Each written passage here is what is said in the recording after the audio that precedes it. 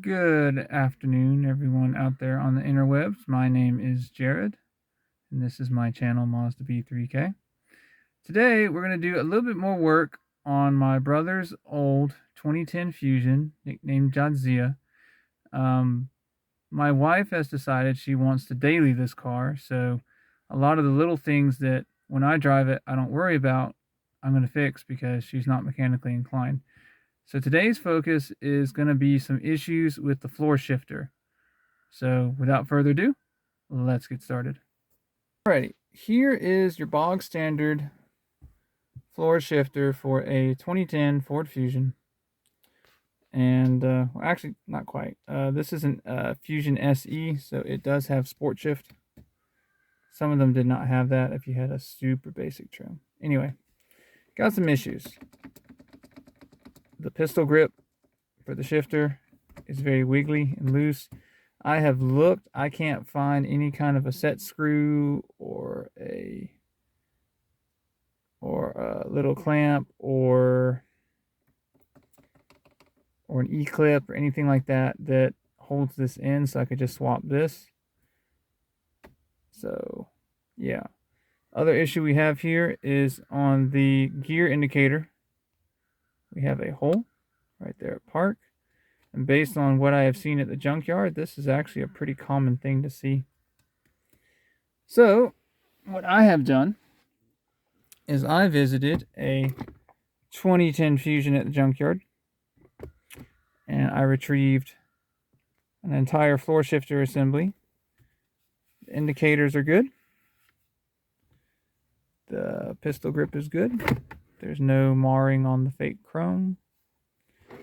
So we're going to work on getting that one out and this one in. To start on that, first things first is the chrome trim ring has to be lifted up. So take your trim tool and gently get under it. Lift a bit. Again, gentle. This one should come out pretty easy because this was another grabbed it at the junkyard because the original one was broken.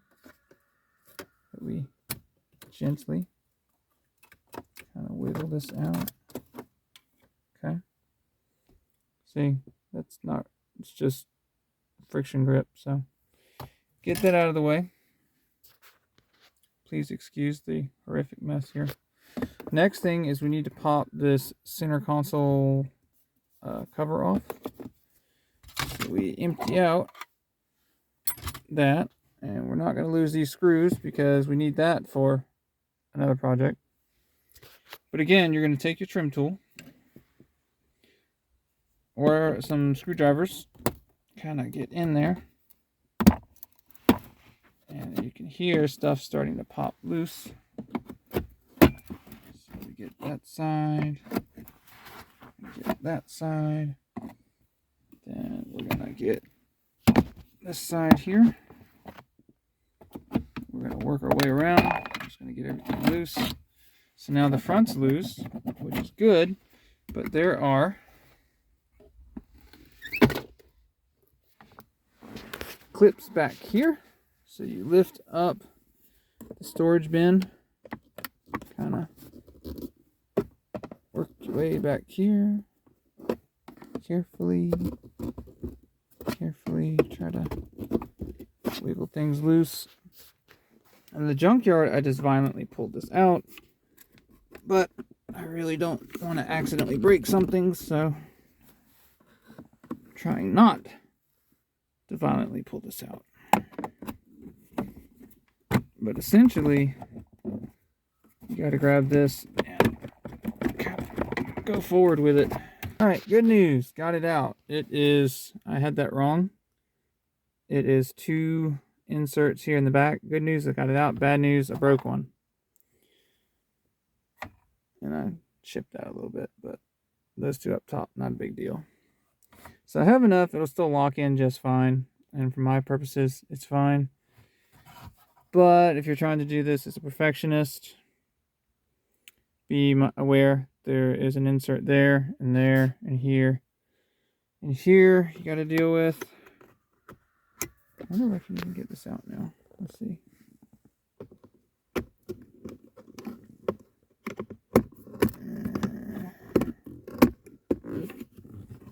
Yeah, there we go. All right. This is a pretty clean brake, so I can probably glue it. Just got a little clampage on there. Get some gel super glue. Yeah, I'll probably try to fix that. Or not. May not have the time. Alright, so as you can see, it is really disgusting in here. I may feel so inclined to vacuum. Maybe not. But the next step of the process is there is a pair of Phillips, or you can use a hex tool because it does have a hex head, or sorry, a socket, probably an 8mm. You need to lift these screws out and get them out of the way because the screws screw into the shifter assembly, and you need to push these out of the way so the shifter assembly can lift out. And you have 1, 2, 3, and 4. It's hard to see 4, but there are 4 bolts that hold this assembly in. And one thing I forgot to mention really quick is this needs to come out.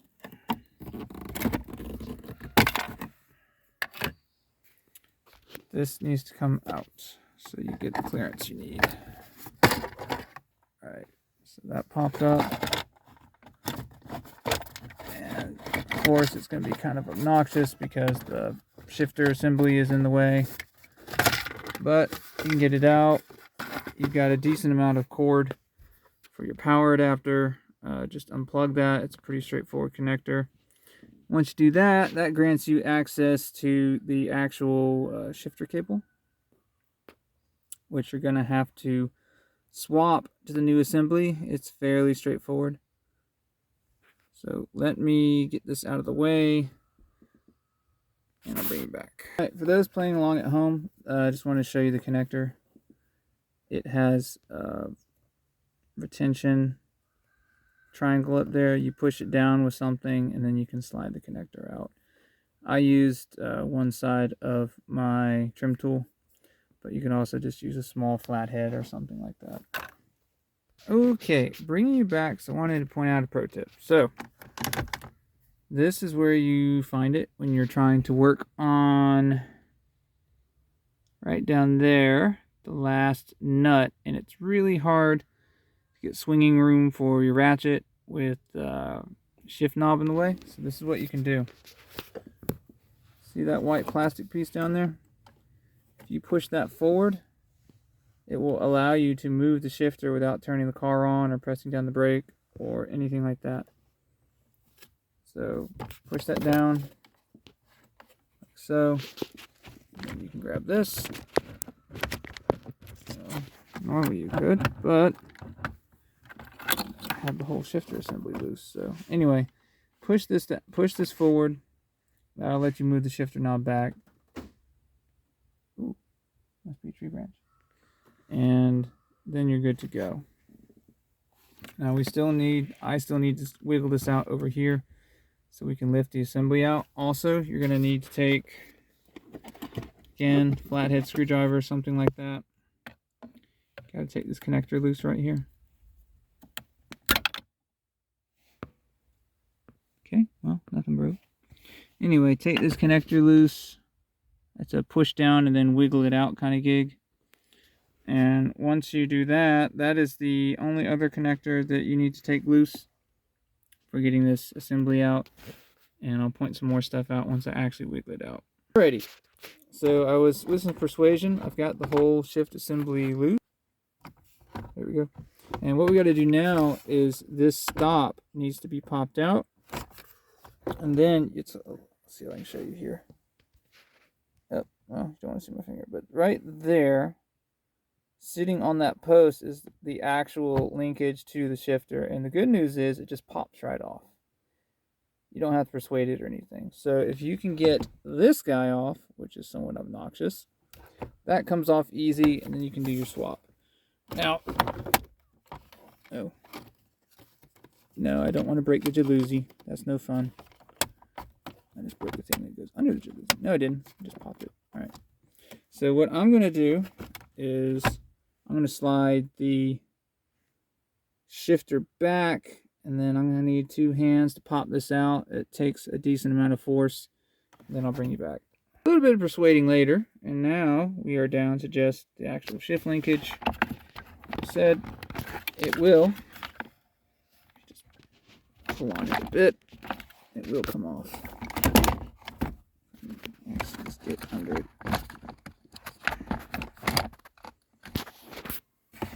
Oh, to be a strong man.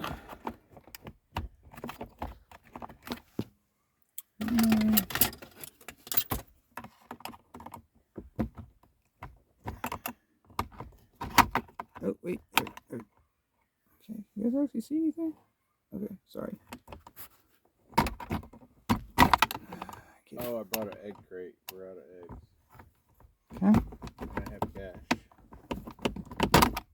Okay, got it off. Got under it with my trim tool. Alright, here is the old shifter in all its glory. As you can see, there are some connections that are internal to it. You don't have to mess with those.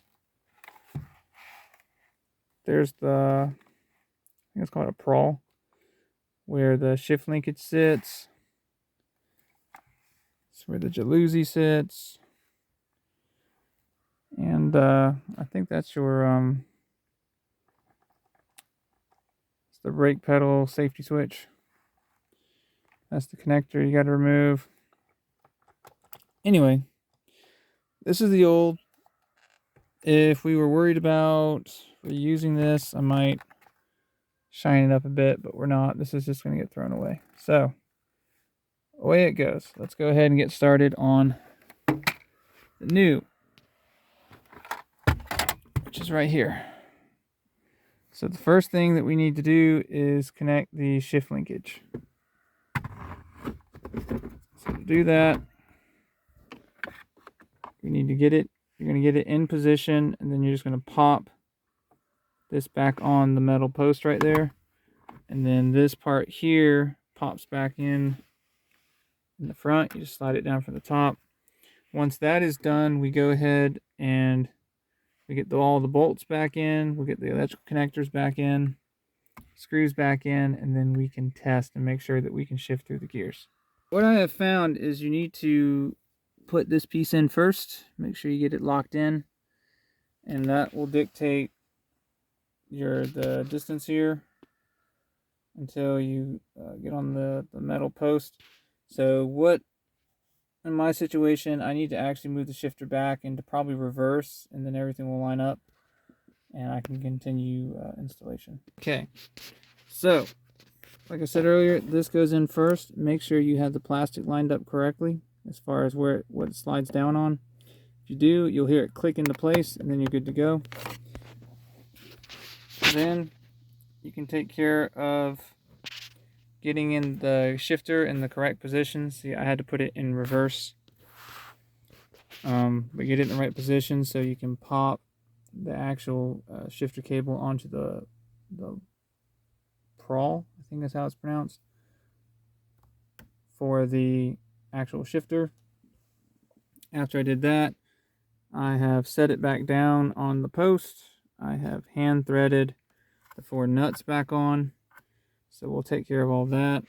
I went ahead and don't forget, you need to reconnect this connector. That's what's going to send shift information and whatnot to the computer. So make sure that's back in. That should be the only one you have to worry about. This connector is here, but at least for a Ford Fusion SE, it is not used. So you don't have to worry about that. And this one here, if you remember, is for your power adapter. So you don't have to worry about that with the shifter, at least not immediately.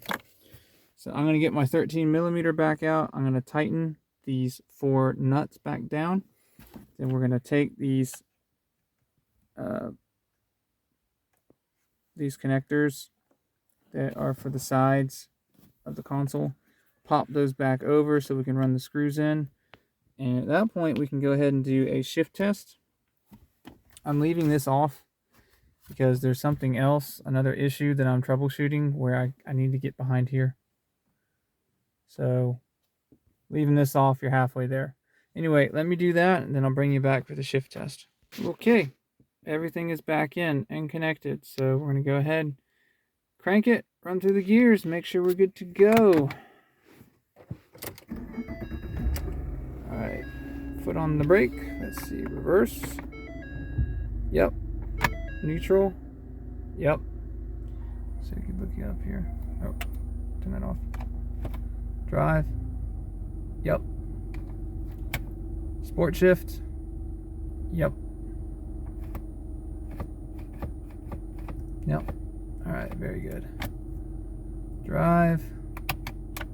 Neutral. Reverse. Park. Okay. We are good. As I said, I'm going to leave this cover off because there's something over here, behind here, I need to troubleshoot, and I'll probably make a video about that as well. All right, guys, that is going to do it for the floor shift to remove and replace here in 2010 Ford Fusion. I hope you learned something. If you did, leave a comment. If you didn't and you didn't like what I did, leave a comment too. Always looking for constructive criticism so I can learn and grow. Please like, share, and subscribe. That helps to develop this channel to the point where hopefully I can monetize it, and then I can start taking requests. Someone says, hey, I've got, a 2005 Honda Civic and I want to learn about it. Well, I can go out and I can get a vehicle and turn it into a project vehicle, and we can do all sorts of things to it. So in any case, I will see you later.